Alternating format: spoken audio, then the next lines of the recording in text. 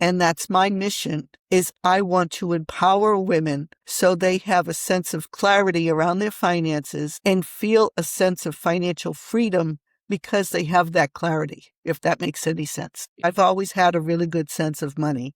I got that from my grandmother, my father's mother. She could have been a CFO somewhere, and she had absolutely no education, but she just had this gift, and she shared that gift with me. And I realized how powerful that was for me to have that gift. Welcome to Career Coaching Secrets, the podcast where we talk with successful career coaches on how they built their success and the hard lessons they learned along the way. My name is Davis Nguyen, and I'm the founder of Purple Circle, where we help career coaches scale their business to $100,000 years, $100,000 months, and even $100,000 weeks.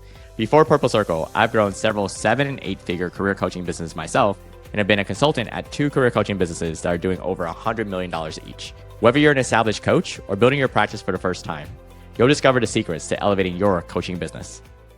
Welcome to Career Coaching Secrets Podcast. I'm Pedro, and today I'm joined by Therese Nicklas, a certified financial planner who discovered that truly serving successful women meant completely reimagining how financial planning should work. What sets Therese apart is her recognition that most advisors build financial plans in isolation without helping clients clarify their vision for what they actually want to experience when their hard-earned career is over. Therese starts every engagement with life planning because she understands that when you're truly clear on what you want your life to look like, something fundamental shifts. Her approach transforms what could be just another spreadsheet into a blueprint for the big, bold, abundant life that busy professionals are often too overwhelmed to imagine.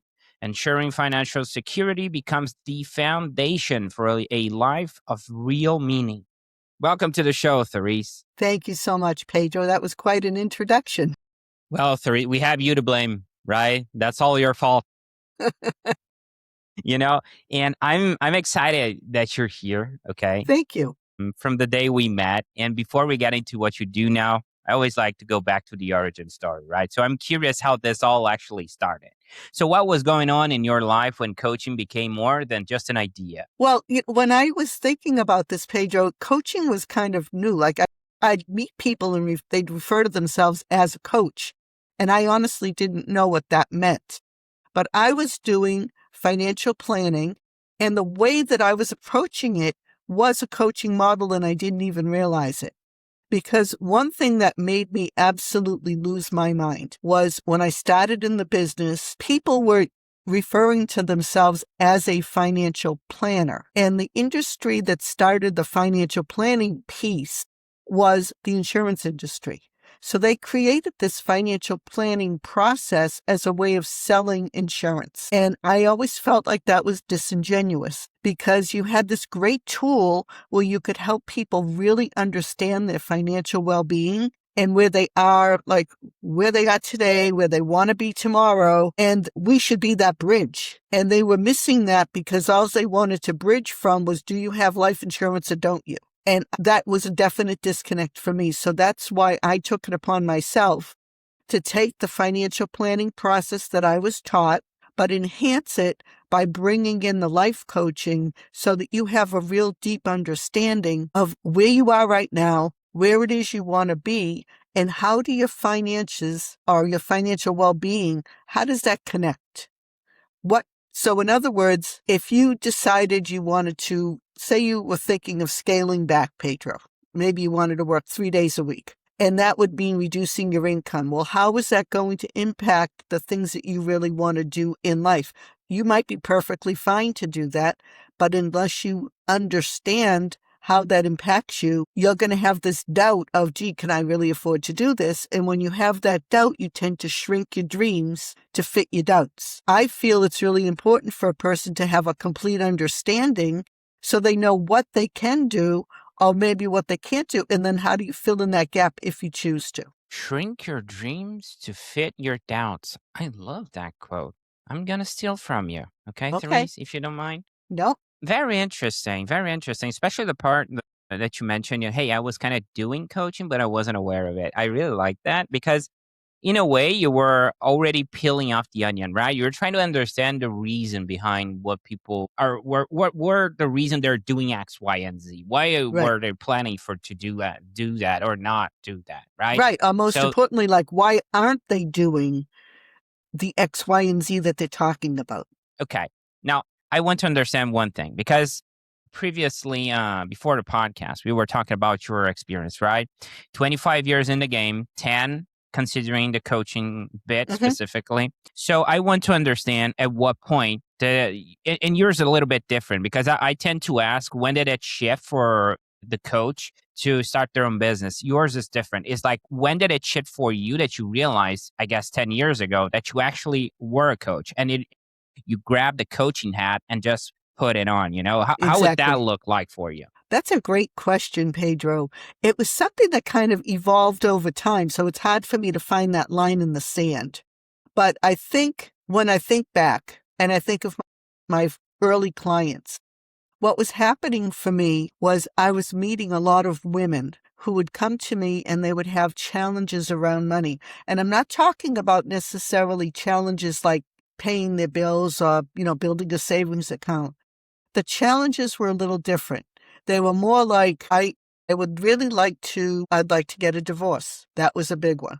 I'd like to get a divorce, but I don't know if I can afford to. How will I be able to stand on my own 2 feet? Because it will just be me instead of having a spouse, combined income, or maybe they were the breadwinner. And that was a trigger for me because very early when I was a child, I had an aunt who went through a divorce. And this was when people didn't get divorced, like back in the early 60s. As I would meet these women, it would like fire off these triggers of this memory that I must have suppressed. And when I remember back to when she had announced that she was getting a divorce and the way that my grandmother responded, who was a new widow, so she was coming from a different perspective, and the way one of her sisters responded, and I thought, this poor woman is like going through this big deal, and she's learning the hard way that she really doesn't have a support system. So when I would meet women that would come to me with that question, even though my aunt had been deceased for a while, that visual would come forward.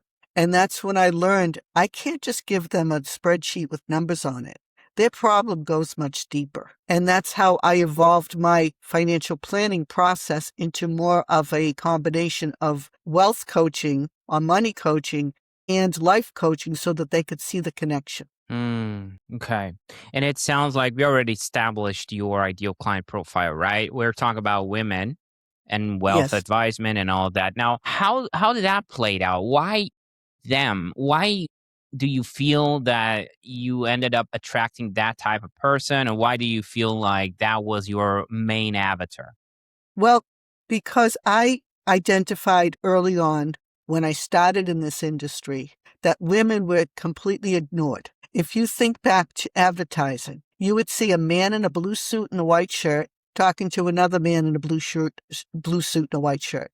And if there was a woman in the picture, she was in the background. Even though women are usually the ones doing the shopping, so they probably have a better understanding of the family finances than the men in a lot of cases. But as far as having, the nuts and bolts of the information that they needed, they were in the background. And I said, no, not on my watch. And that's why I decided to focus on helping women so that they had a real sense of clarity around their finances, because I found that when they did, it was empowering for them. And that's my mission, is I want to empower women so they have a sense of clarity around their finances and feel a sense of financial freedom because they have that clarity, if that makes any sense. I've always had a really good sense of money.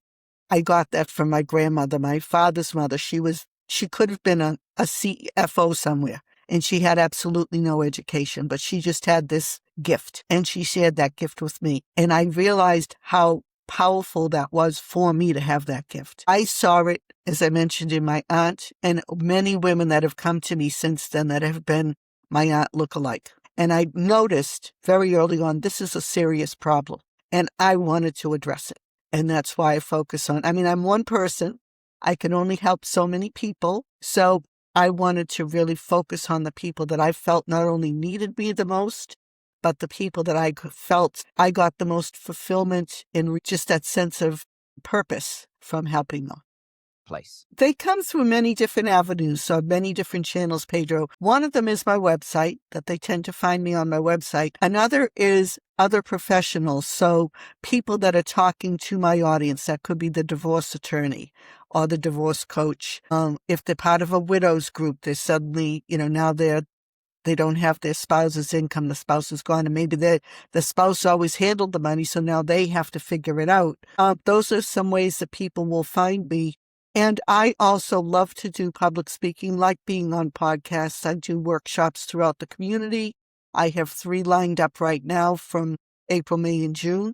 So those are different ways that people will find me. I'm in a lot of networking groups, do a lot of social media, all of those types of things, just to try to get my voice out there. Okay. Now let's pretend I'm your ICP, right? I checked your website. I listened to one of your podcasts or even one of your speaking gigs. I went to an event, and I'm like, hey, Therese looks like she's pretty cool. I like what she's talking about. And we go into a sales call or whatever that sales process looks like. Okay. Well, the first question I have for you, Therese, is, and this might pop up on your sales calls, is like, what's the difference of your service compared to a financial advisor or a financial planner, right? Because sometimes people are trying to understand what working with you looks like and what's the difference between that.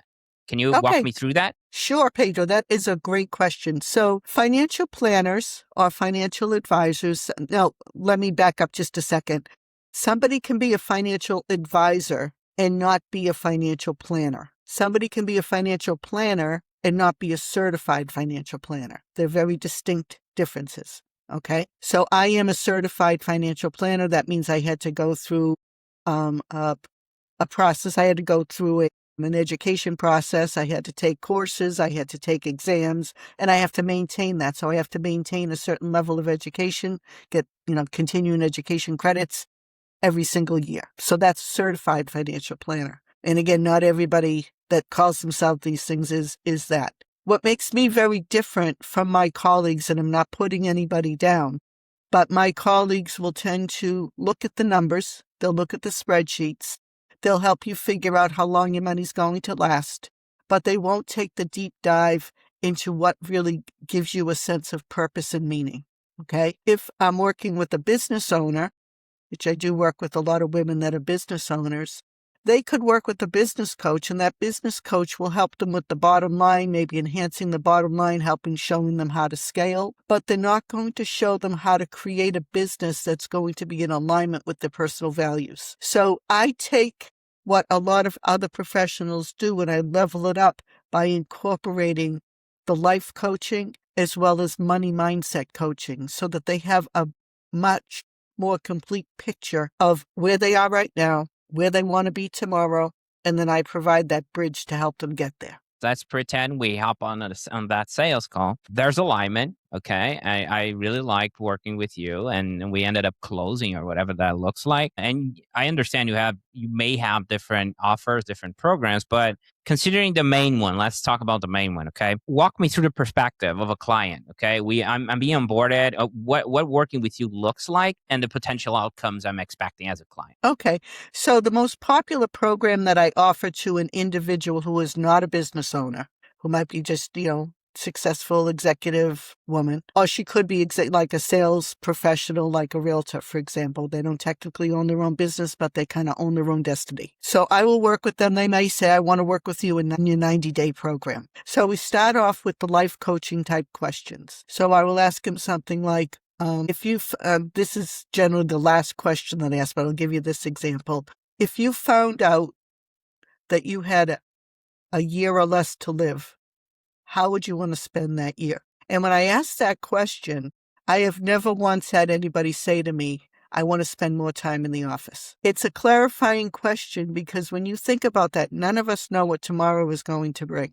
And I don't want to sound morbid about it, but that's reality. I mean, I've had 2 people in less than 12 months just literally drop dead in my family, totally unexpected. And this is just in the last 12 months. And I think if you talk to anybody, they can cite examples of when their life changed on a dime. So my follow-up question when somebody says to me, I'd be doing A, B, and C. I'd be traveling more. I'd spend more time with my family. I'd spend more time with my grandchildren. Maybe I'd start a foundation. It could be any number of things. So my next question is, why aren't you doing that today? And they usually come back with something like, I don't know how. That's where I come in. Let's get a system in place. Let's peel back the layers and figure out how you can do what you said you would do if you only had 1 year to live. Let's figure out how we can get you to do that today. If you do that today, Pedro, what's going to change for you, do you think? Do you think you'll feel more fulfilled? Will you feel happier? Will you feel more in alignment with your own personal values? If the answer is yes, what are we waiting for? Can you put a price tag on that? You can't. We can't put a price tag on the quality of our life. We can put a price tag on the shirt we're wearing, on the vacation we're taking, but we cannot put a price tag on the quality of our life. And so often, so many of us think we always have tomorrow. And maybe we have tomorrow, but maybe we don't have tomorrow in a way where we're healthy or able to do the things we want to do. So what are we waiting for? That is a very interesting perspective. Well, first of all, sorry to hear about your family loss, right? And at the same time, it put things into perspective. Like I had a guest on the show. He was in Israel, and the pre-conversation we had, a 15-minute talk we do, he was in a safe shelter, because they're being bombarded. So it really, we really don't know anything about the future, to be candid. And I think that is very interesting. Like I'm talking to you, and we're talking about money, and usually we're talking about future, right? When we have that topic, it's like, oh, what it will look like 20 years from now. And you're the one you brought up the exact thing that is, hey, yes, future, but hey, take a look at right now. Right. That's not just future tell things, but understand where we're at right now and where we want to go. But consider that in a year from now, would you like to spend more time in the office? So I can see the piece of the life coach showing up, though I really think that's very interesting. So I appreciate you sharing that. And one thing that I love to understand, and I see a lot of coaches doing that, and that's one of the reasons I ask, okay? Because your work seems pretty involved. Right. We're talking about to some extent a custom experience. So Exactly. how do you think, Therese, about managing your time and energy so the business doesn't start owning you, for example? You mean me personally or a client? I would say capacity, right? And I'll give you my personal example. Sure. I'm a coach. I love the work. And sometimes I have so much fun doing it. But at the same time, I'm the marketer. I'm the business planner. I'm doing the coach myself. I also have a full-time job as a podcast host. So I need to be very intentional about where I spend my time. So this is the reason I ask. How do you manage capacity at the end of the day? Well, that's a great question, Pedro. I think you look at the things that you're doing that only you can do. And then anything that can be delegated, anything that's delegatable should be delegated. So then the next piece of that is, who do I find? This has always been my personal challenge, is how do I find that right person that I can trust to delegate to? And I usually do that through referrals. Like I talk to other people who say, who are you working with? Who's your virtual assistant or whatever it might be? And then I step back a little bit because I'm a perfectionist and I'm a type A personality. When I do something, I want it to be 150%. Can I accept a B? Like if I let's say I hired you to be my virtual assistant and I gave you a list of tasks and you did those tasks, and I'd say you did them at a level of like a B grade where I was an A grade. But is that B good enough? Does it get the job done? Does it always have to be an A? And then because you're taking those tasks off my plate and I'm able to do something else, does that elevate the coaching experience for my client? Because my wheels aren't moving over here thinking about, I've got to send out this email or I got to do something else. So you have to kind of weigh the whole picture out. Or does it give me another hour in my day that I can spend with my grandchildren? And what does that do for the quality of my life? It's a journey also, right? I can feel it, like it's part of it is letting go. Sometimes it's like Yeah. an employee is not going to do sometimes the same exact high level delivery you're supposed to, but that doesn't mean she or he cannot add something different to the plate. Sometimes they do, Correct. Right. right? So it's Sometimes not, they come in with a fresh perspective that we don't see because we do have blinders on. yes, but also it's accepting that sometimes that good enough is good enough, Right. and not being a perfectionist about it. I feel like Right. that's a very important journey I would say all business owners, right? Because they have the mindset sometimes, oh, they're not gonna love the company as much as I do. Yeah, obviously. It's not theirs, right? Well, I can give you an example if you'd like. A woman that I work with, she is a type A, and she's the first one. I'm not speaking out of turn here. She's the first one to tell you that. But where she's very challenged is she's constantly comparing herself, her work ethic, her output of work to an employee. And she frustrates the hell out of herself because of that. And this is the work that I've been trying to do with her. And I just say, what is it that they're doing? And if you were to give them a grade, A, B, C, D, or F, A being the best, you're the A, what would you give them? And she'd say, they're a B minus. Okay. How do we get them to a B? What do they need to do differently to get them to a B? And she'd come back with something like, well, they have a poor attitude. Well, why do they have the poor attitude? What can we do to help them improve their attitude? You think part of it, and I do an exercise with them, it's almost like I get them looking in a mirror as though they're talking to that person and trying to put themselves in that person's shoes. Do they have all the tools that they need to be a B? Have you taught them how to do X, Y, Z so they can be a B? Or are you just assuming they should know because you know? Mm. And 90 times out of 100, Pedro, she said, I'm assuming they know because I know. So my comeback to her is when you fill out their paycheck, when you do payroll and you pay them, is the person you're paying clairvoyant or Jane Doe? And she usually laughs because they're not clairvoyant. They can't read your mind. We have to communicate.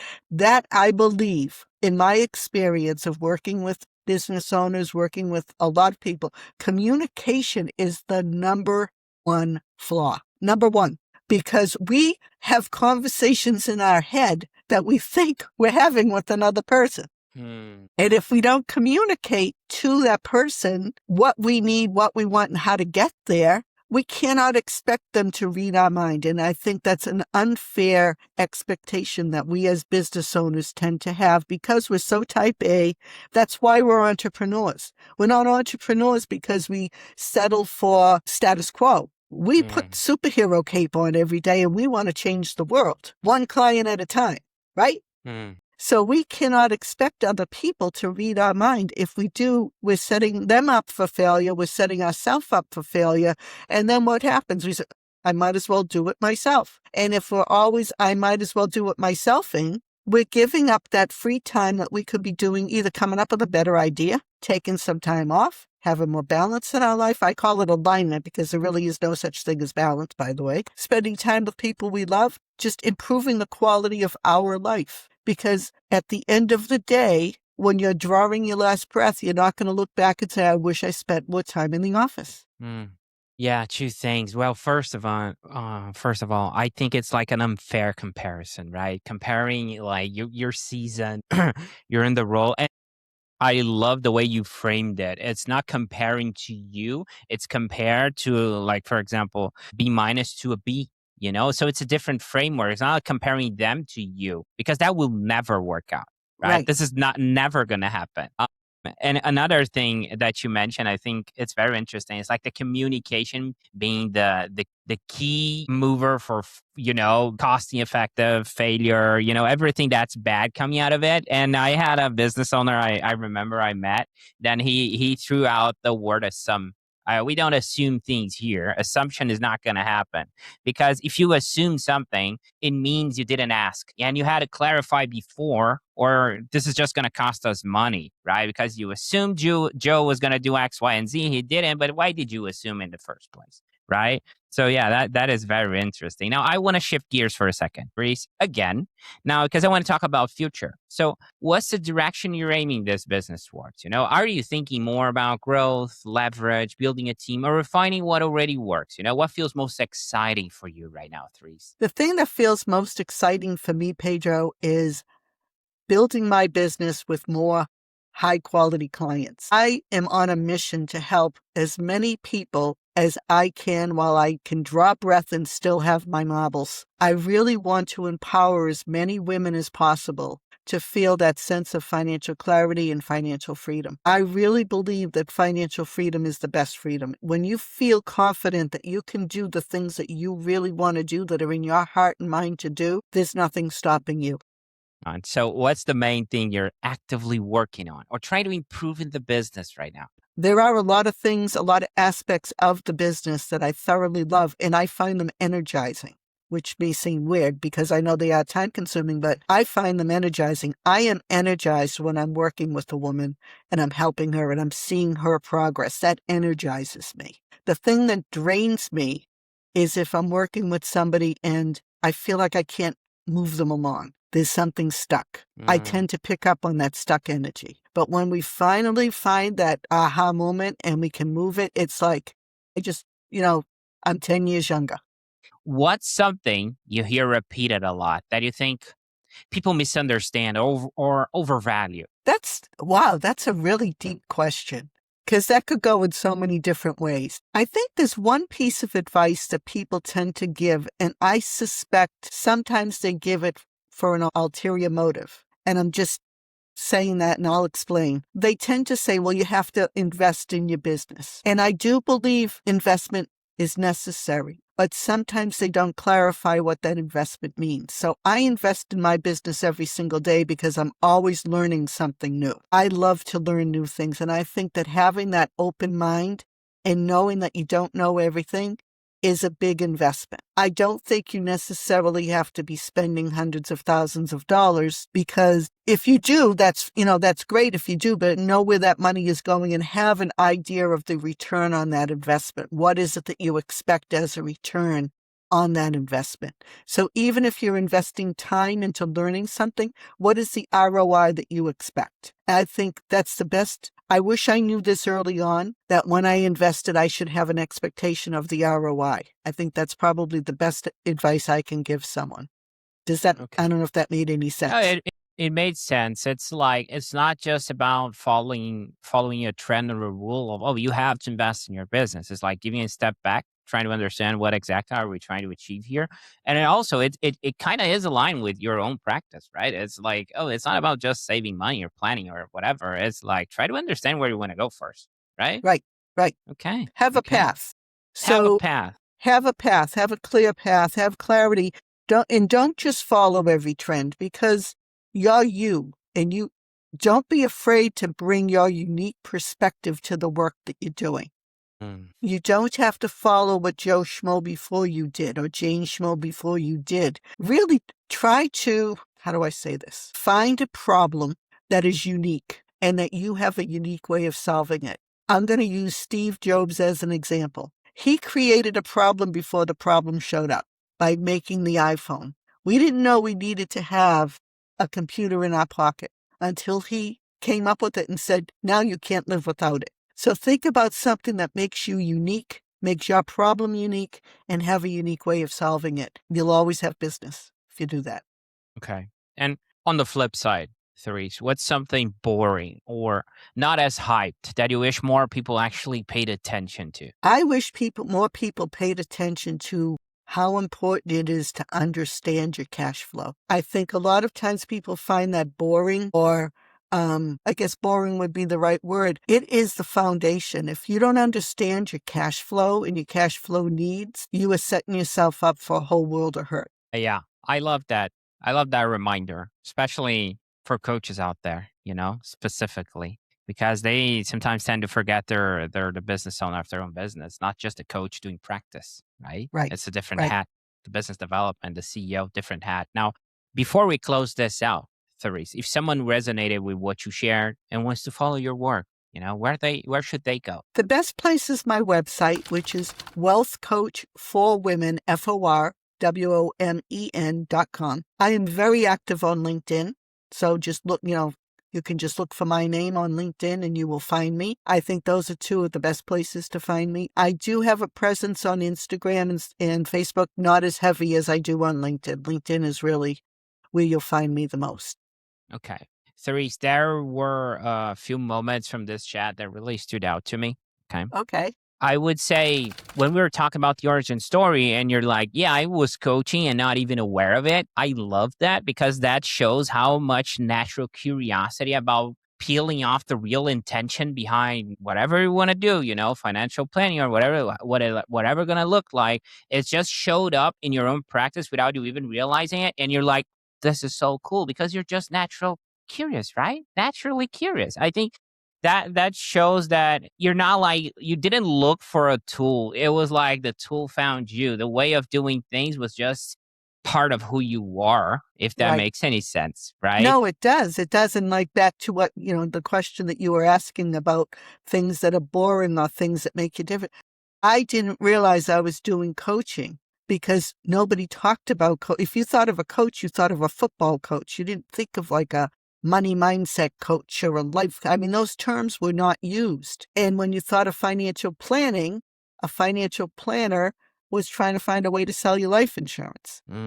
So I Yes. took a tool that I was given, plus my own natural curiosity, and developed it over time into what I call wealth coaching, which is really trying to find the things that make you feel true wealth, which are the things that money can't buy and time won't take away. And that's what gives you that quality of life that we're all seeking and we don't even know we're seeking it. Right. And also, I would pinpoint one thing. Like when I remember I asked you that as well in our first meeting, right? I was like, okay, but what's the difference between a financial planner, and all of that between what you do, right? And that got so clear around the podcast because when you mentioned, right, the deep dive purpose and meaning to try to understand exactly what ticks them, where they want to go, right? That made so much sense hearing from you when we were talking about the onboarding process and me becoming a potential hypothetical client, right? And all that. So I think that is very aligned, very clear to how coaching is actually inserted in your own program, your own offers. This is just my long-winded way of saying, okay, Therese, I really appreciate you taking the time and being open with this. It was great having you. So much fun. You are an awesome host. That's it for this episode of Career Coaching Secrets. If you enjoyed this conversation, you can subscribe on YouTube, Spotify, Apple Podcasts, or wherever you're listening to this episode to catch future episodes. This podcast was brought to you by Purple Circle, where we help career coaches scale their business to $100,000 years, $100,000 months, or even $100,000 weeks, all without burning out and making sure that you're making the impact and having the life that you want. To learn more about our community and how we can help you, visit joinpurplecircle.com.